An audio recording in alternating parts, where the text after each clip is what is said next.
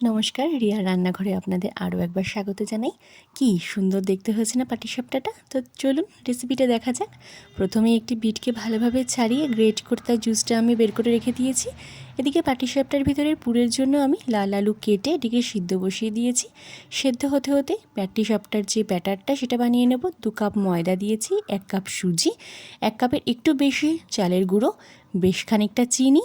এবার আমি দেব একদম অল্প একটু নুন দিয়ে খুব ভালোভাবে হালকা হাতে আমি এটা মাখাতে থাকবো। এরপর গরম দুধ দিয়ে অল্প অল্প দুধ দিয়ে আমি ব্যাটার তৈরি করে নেব। ঠিক এরকম ঘনত্বের একটি ব্যাটার হবে। দিয়ে এটাকে সাইড করে রেখে দেব।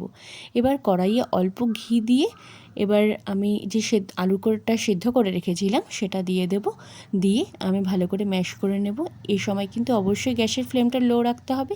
এরপর চিনি দিয়ে দেব, এর মধ্যে দেব অল্প সুজি, অল্প চালের গুঁড়ো আর দুধ ভালোভাবে দিয়ে মেশাতে থাকবো। আর আলুগুলো যেন একদমই গোটা না থাকে সেটা অবশ্যই খেয়াল রাখবেন। ভীষণ ভালোভাবে মাখিয়ে নিয়ে এরপর ঘরে আমার সন্দেশ ছিল সেটা আমি এর মধ্যে দিয়েছি। দিয়ে খুব একটু সুস্বাদু হওয়ার জন্য বেশি, তো চাইলে আপনার কাঁচাগোল্লাও দিতে পারেন। ভালোভাবে নাড়িয়ে একটা শুকনো পুর করে আমরা রেখে দেব।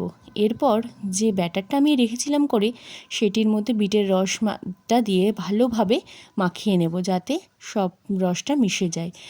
যদি মনে হয় পাতলা হয়ে গেছে অবশ্যই একটু ময়দা বা চালের গুঁড়ো আপনারা ইউজ করতে পারেন ব্যাটারে, তবে আমার প্রয়োজন হয়নি।